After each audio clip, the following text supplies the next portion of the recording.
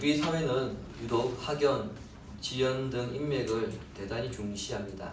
어떤 문제가 생길 때 그 일을 해결하기 위해서 가장 먼저 해결책을 찾는 것이 사람이죠.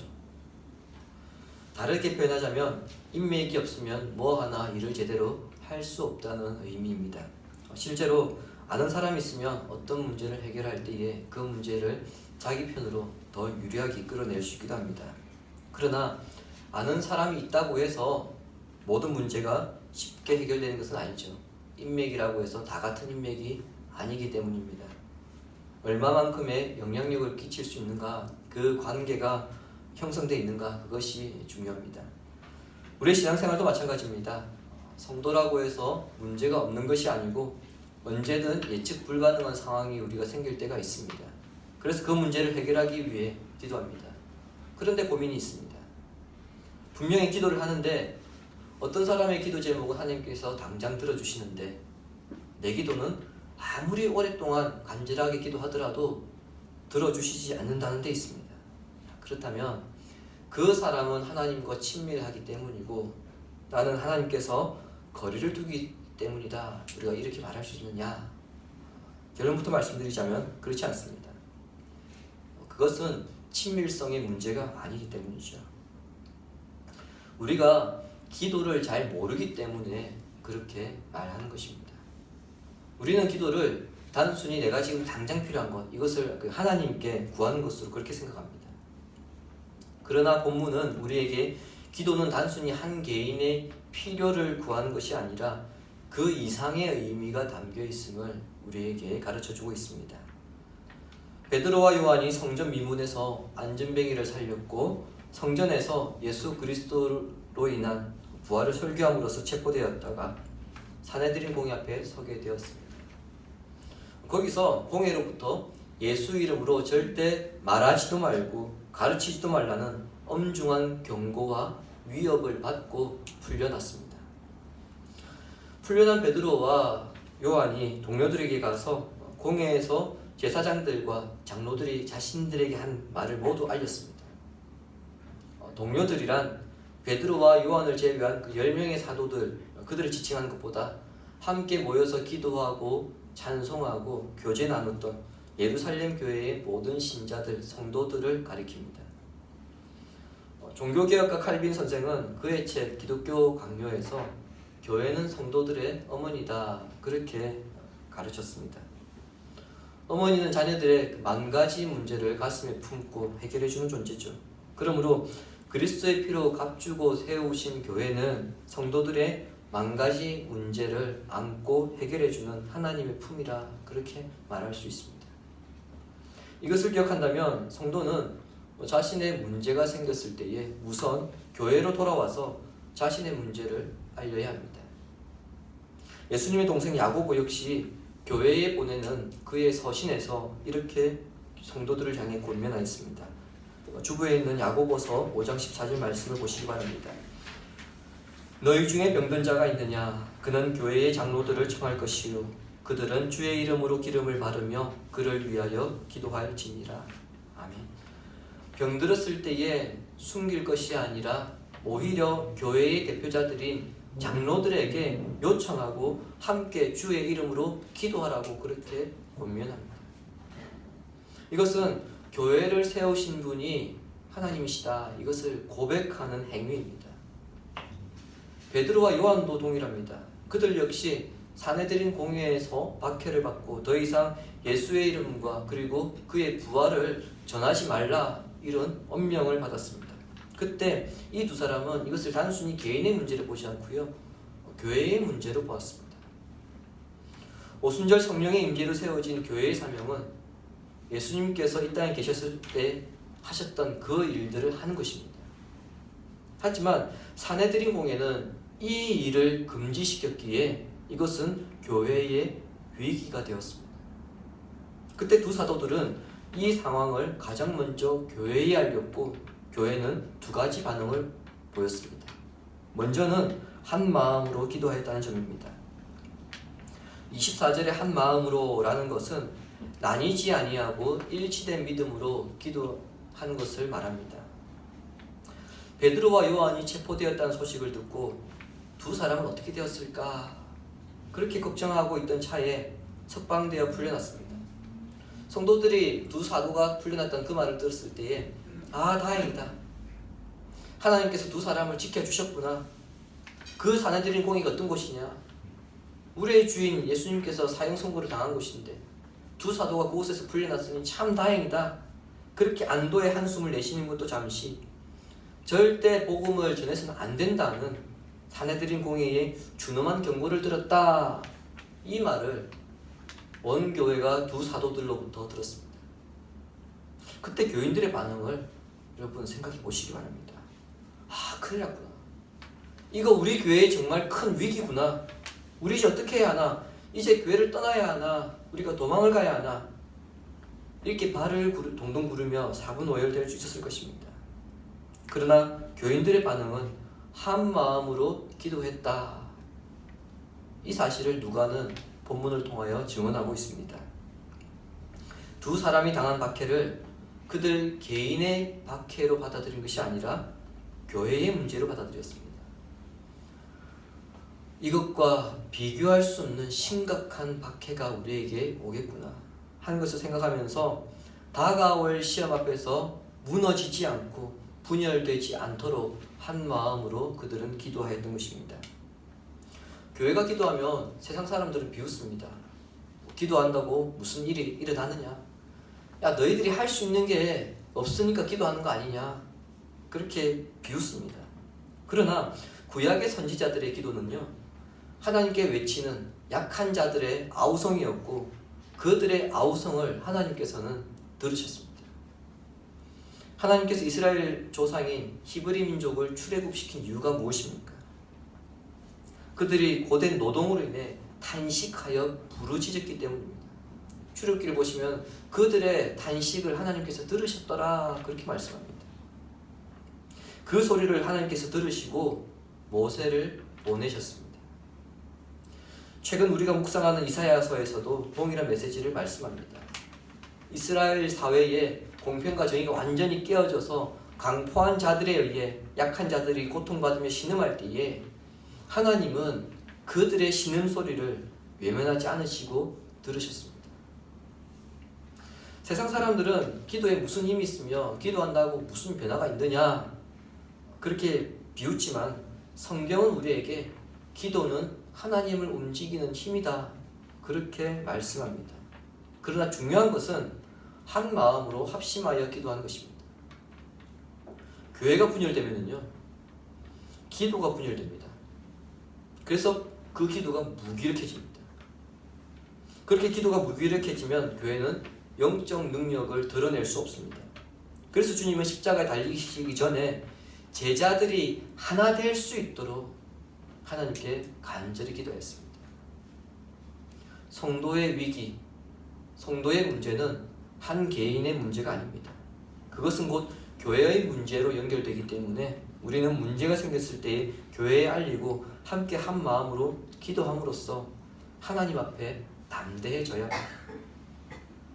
사도들의 말을 들은 교인들의 두 번째 반응은 자신들의 기도 대상인 하나님에 대한 인식을 분명히 하고 있다는 점입니다. 그들이 하나님을 어떻게 부르고 있습니까? 대주제여 천지와 바다와 그 가운데 만물을 지으시오 이렇게 하나님을 부르고 있습니다. 대주제라는 표현은 오늘을 살아가는 우리에게는 사실 가슴이 그렇게 와닿는 표현은 아닙니다. 우리가 그나마 이해한다면요 독재자 정도로 이해할 수 있을 것입니다. 대주제는 사실 근데 그 이상의 표현입니다. 대주제를 의미하는 헬라어 단어에서 독재 군주의 뜻을 가진 영어 단어 데스팟이 나왔습니다. 헬라어에서는 대주제란 말은 절대 권력자를 지칭합니다. 이들이 하나님을 향하여 절대적 통치자, 절대적 권력자라고 이렇게 말한 이유는 하나님께서 천지와 바다와 그 가운데 있는 모든 만물들을 지으신 분이기 때문입니다. 즉 창조주라는 것입니다. 구약에서는 창조주시여 이렇게 불렀다고 한다면 신약에서는 대주제여 이렇게 불렀던 겁니다. 개인의 운명을 결정하시고 국가와 민족의 흥망성쇠를 결정하시며 교회를 보호하시고 교회를 박해하는 권세자들을 좌우하시는 분이 하나님이십니다. 이와 같은 고백이 담겨있는 표현이 대주제시여 이런 뜻입니다. 이들은 막연한 대상, 기도할 때 자기도 모르게 무의식적으로 하나님을 부르며 기도하는 것이 아닙니다.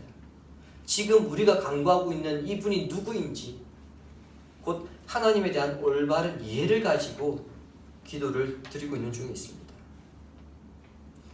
일반적으로 사람은 어려움이 닥치게 되면 생각이나 사고가 급격히 좁아집니다. 그래서 그 문제에 사로잡혀서 넓게 보지 못하게 되죠. 그리고 어려움을 당한 사람이 그 문제 안에 갇혀서 그 문제의 본질을 정확하게 바라보지 못하게 됩니다. 보편적인 사람들에게서 나타나는 현상입니다. 그러나 예루살렘 교회의 성도들은 하나님에 대한 인식을 분명히 하고 있었기 때문에 문제에 사로잡히지 아니하고 현재의 상황을 신앙의 관점에서 재해석하는 놀라운 모습을 보여주었습니다. 본문 25절과 26절을 보시기 바랍니다. 또 주의 종 우리 조상 다윗의 입을 통하여 성령으로 말씀하시기를 어찌하여 열방이 분노하며 족속들이 허사를 경영하였는고 세상의 군왕들이 나서며 관리들이 함께 모여 주와 그의 그리스도를 대적하도다. 아멘. 방금 읽었던 25절과 26절의 말씀은 구약 성경 시편 2편 1절과 2절을 그대로 인용한 것입니다. 시편 2편은 열방이 여호와의 기름 부음 받은 종을 공격하는 것을 예언한 말씀인데 27절과 28절에서는 이것을 예수님의 고난과 죽음 그리고 자신들이 당하고 있고 앞으로 당하게 될 핍박 등 이 모든 것들이 다윗의 예언이 성취되고 있는 것으로 본 것입니다. 예수님의 죽음에 손을 잡았던 사람들이 많이 있습니다. 그 대표적으로 헤롯과 빌라도입니다. 헤롯과 빌라도는 사실 이 두 사람은요 철천지 원수지간이었습니다. 빌라도는 로마에서 파견된 로마인이고요. 그리고 이 사람은 로마 총독입니다. 헤롯은 이스라엘의 북부 지역이죠. 갈릴리와 그리고 동쪽에 있는 그 베레아 지역을 다스렸던 분봉왕입니다. 그런데 자기가 다스리는 지역에 로마 총독이 정치적 영향력을 행사하려고 했으니 헤롯 안티파스 입장에서는 빌라도가 그렇게 썩 좋은 사람은 아니죠. 서로 라이벌 관계였습니다. 다음으로 예수님의 죽음에 손잡은 사람들이 또 있습니다. 바로 바리새인들과 사두개인들입니다. 바리새파와 사두개파는 신학적으로 그리고 정치적으로 서로 추구하는 방향이 정반대였습니다. 따라서 서로 적대시하는 관계였지만 예수님을 죽이는 이 일에는 서로 손을 잡고 하나가 되었습니다. 그러니까 하나님께서 기름 부으신 거룩한 종 예수님을 죽이기 위해서 빌라도와 헤롯이 그리고 사두개파와 바리새파가 그리고 이방인과 유대인이 야합하였던 것입니다. 모든 악한 무리들이 하나가 되어서 하나님을 흔들려고 했지만 그럼에도 불구하고 하나님을 흔들 수 없었습니다. 여호와의 기름 부음 받은 종을 죽이는 일에 악의 연합들이 일어날 것을 하나님께서 이미 알고 계셨고 그 악의 연합조차 하나님께서 계획하셨기 때문입니다. 모든 악의 무리들은 자신의 행위가 하나님의 계획인 줄 모르고 하나님의 아들 예수 그리스도를 십자가에 매달아 죽였지만 실제로는 하나님께서 이들을 하나님의 뜻을 이루는 도구로 사용하셨던 것입니다.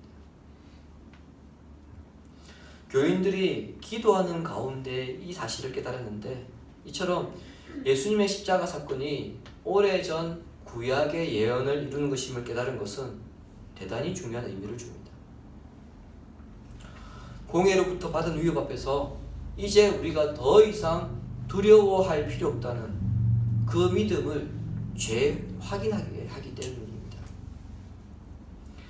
예수님을 대적했던 모든 사람들이 결국에는 하나님의 예정과 계획이 실행되는 하나의 도구에 불과하다면 성도들이 진정 두려워해야 할 대상은 누가 되어야 됩니까? 대주제이신 하나님이 되어야 한다는 겁니다. 하나님의 도구에 불과한 그 사내들인 공예를 우리가 두려워할 필요 없다. 이것을 교인들이 기도하는 가운데 확실히 깨닫게 되었던 것입니다. 이렇게 기도를 통하여서 자신들이 처한 그 문제의 상황을 정확하게 직시하게 되었을 때 그들의 기도의 방향성이 완전히 달라집니다. 29절과 30절은 우리 함께 읽도록 하겠습니다. 주여, 이제도 그들의 위협함을 굽어보시옵고 또 종들로 하여금 담대히 하나님의 말씀을 전하게 하여 주시오며 손을 내밀어 눈을 하시옵고 표적과 기사와 거룩한 종 예수의 이름으로 이루어지게 하옵소서. 아멘. 조금 여러분 감동이 오실지 모르겠는데요. 2007년에 한국교회 100주년 기념 운동이 있었습니다. 그래서 해운대 백사장에서 100만 명이 모여서 함께 크게 주기도문을 외친 적이 있었습니다. 여러분 혹시 그때의 감동을 못 느껴보셨죠? 저는 느껴봤거든요. 100만 명이 모여서 큰 소리로 주기도문을 외쳤을 때 그 감동, 여러분 이루 말할 수 없습니다. 예루살렘 교회 성도가 이 당시에 좀 한 5천 명 된다고 볼 때에, 물론 5천 명이 다 모이는지 알 수는 없지만 많은 교인들이 모여서 29절과 30절의 이 말씀, 이 기도를 여러분 담대해져서 큰 소리로 외쳐서 기도한다고 여러분 머릿속에 한번 가정해 보십시오. 그 감동이 어떨까요? 엄청나겠죠. 이제 교회를 향한 박해는 시작될 겁니다. 본격적으로 시작될 겁니다. 그리고 앞으로 가면 갈수록 박해는 더욱 강력하게 교회에 다가올 것인데, 근데 그 상황에서 이들의 기도가 어떻습니까? 우리의 생각을 뛰어넘습니다. 만일 의사로부터 당신 인생은 이제 시한부 인생입니다, 그런 선고를 받는다면 우리 어떤 기도를 하겠습니까? 당연히 하나님 좋은 의사를 만나게 해주시고 이후의 치료도 잘 되게 하시고 이 병이 깨끗이 나을 수 있도록 저희 아픈 부위를 만져주십시오, 이렇게 기도하지 않을까요? 누구나 모든 사람이 다 그렇게 기도할 것입니다. 하지만 29절과 30절의 기도는 어떻습니까? 그 기도 내용이 우리의 생각과 많이 다릅니다. 세상의 모든 만물을 창조하신 하나님께서 지금 이 상황을 잘 살펴주시고 이제 복음의 대적자들이 파상 공격으로 우리에게 닥쳐올 것인데 우리가 이 상황을 뚫고 이겨낼 수 있도록 해주십시오. 우리가 하나님의 말씀을 담대히 전할 수 있게 해주십시오. 그렇게 기도한 것입니다. 하나님, 저희를 핍박하는 저 사내들인 공예를 해체시켜 주시고 유대 사회와 로마 제국 내에서 교회를 향한 핍박이 약해지게 해주셔서 저희들의 안전을 지켜주시고 교회를 지켜주십시오. 아니면 하나님 어차피 교회를 세우신 것이 예수 그리스도의 이름과 능력을 전하기 위해서라고 한다면 그나마 저희를 좀 복음 전하기 쉬운 곳으로 보내주십시오, 이렇게 기도하지 않았다는 겁니다. 그들은 도망가도록 기도한 것이 아니고요, 그 문제의 본질을 회피하도록 기도한 것이 아니고요, 교회가 전진하는데 걸림돌이 되는 장애물을 치워달라고 기도한 것도 아닙니다. 그들은 자신들이 그 환경에 끝까지 맞서서 성령께서 교회에 주신 그 사명을 끝까지 감당할 수 있는 힘을 주시도록 그렇게 기도한 것입니다. 동기나 선후배 목회자들 가운데 유난히 사역지를 자주 옮기는 분들이 있습니다. 그 가운데 저와 자주 연락하는 한 분이 있는데 처음 한두 번 교회를 옮겼을 때는 교회의 문제가 있는 줄 알았습니다. 왜 저 사람은 저렇게 문제 있는 교회만 갈까? 참 고생 많네. 그런데 계속해서 교회를 옮겨가는데요, 옮겨가는 교회를 보니까 갈수록 사역하기 더 힘든 교회를 옮겨가는 겁니다. 그분을 지켜보면서 나중에 알았습니다. 문제는 교회에 있었던 것이 아니라 그분에게 있었던 것입니다. 그분이 시간이 지나서 교회의 문제가 아니라 자신에게 문제가 있었다는 것을 깨달았던 것 같습니다. 그것을 깨닫고 난 후에 사역이 바뀌었는데요, 참고로 그분이 지금 사역하고 있는 교회는 제가 알기로는 사역하기가 쉽지 않은 교회입니다. 아마 자기가 지금까지 거쳐왔던 교회 중에서 제일 사역하기 힘든 교회일 겁니다. 그럼에도 불구하고 굉장히 지금 오랫동안 자기 상황을 오히려 이제는 즐기면서 그렇게 사역을 하고 있는 것을 보고 있습니다. 결국 문제는 교회가 아니라 사람에게 있었죠. 하나님은 도망갈 게 아니라 그 문제를 이겨내도록, 자신이 변화되도록, 그리고 능력을 주시도록 기도하기를 바라셨던 것입니다. 그 바람대로 예루살렘 교인들 역시 갈수록 핍박이 더 거세질 겁니다. 여러분, 29절과 30절 이 기도대로 기도하고요, 그대로 일이 이루어진다면 여러분 어떻게 되겠습니까? 교회는 핍박이 더 약해질까요? 아니요, 더 세집니다.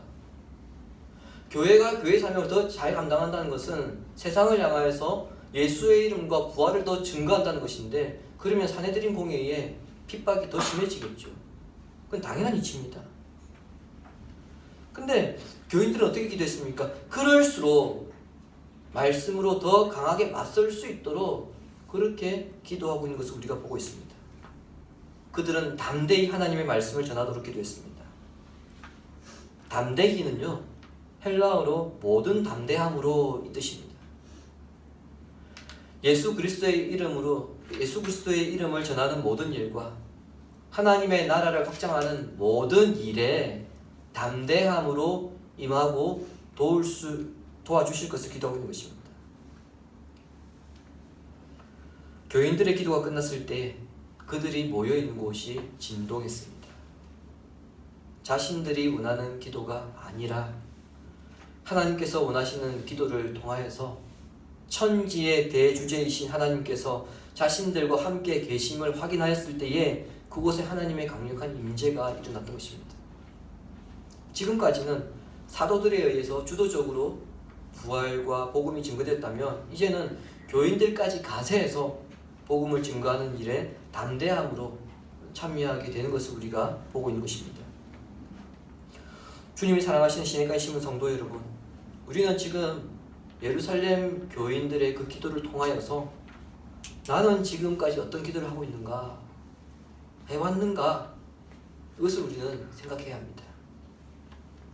본문에 나타난 교인들의 기도 가운데 우리가 잊지 말아야 할 것이 있는데, 그것은 그들이 모인 그곳이 하나님의 역사로 인해서 진동할 만큼 하나님께서 그들의 기도를 들으셨다고 하나 그들의 상황은 여전하다는 점입니다.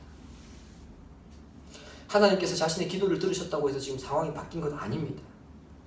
가난과 복음을 가로막는 위협은 여전히 남아있는 상황입니다. 그러나 우리가 더 중요하게 기억해야 할 것이 있는데, 그것은 어느 시대를 살아가든 교회는 이렇게 확신 있게 담대하게 기도하는 법을 배워야 한다는 겁니다. 다윗은 시편 34편 15절에서 여호와의 눈은 의인을 향하시고 그 귀는 저희 부르짖음에 기울이시는 도다라고 고백하였고, 솔로몬은 여호와의 눈은 어디서든지 악인과 선인을 감찰하시느니라고 권면하였습니다. 세상 사람들은 의인과 악인은 여기에 다 나뉘게 되어집니다. 어디든 어느 곳이든 살아가게 됩니다. 그런데 하나님께서 한 사람도 놓치지 아니하시고 다 살펴보신다는 겁니다. 그런데 여러분, 중요한 것은 뭡니까? 어느 누구도요, 어려움이나 문제, 박해를 찾아다니는 사람은 없습니다. 불나방처럼 자기가 죽을 줄도 모르고 그 문제에 뛰어들고 싶어하는 사람도 없습니다. 근데 중요한 것은 어떤 형태로든지 박해를 당하거나 믿음 생활에 문제가 생기는 그런 상황에 직면할 때가 있다는 점입니다. 내 의지와 상관없이 우리는 그런 상황에 직면할 때가 있습니다. 그런데 그 문제와 박해들은 우리의 신앙을, 우리 인생을 가로막기 위해서 나타난 것들이 아닙니다. 우리로 하여금 하나님의 계획에 더 집중하게 하기 위한 것이고요. 성경 곧 말씀으로 돌아가게 하고 하나님의 자비와 그 능력 앞에 우리 자신을 내던지게 하기 위해서 그 문제들이 생기는 것입니다.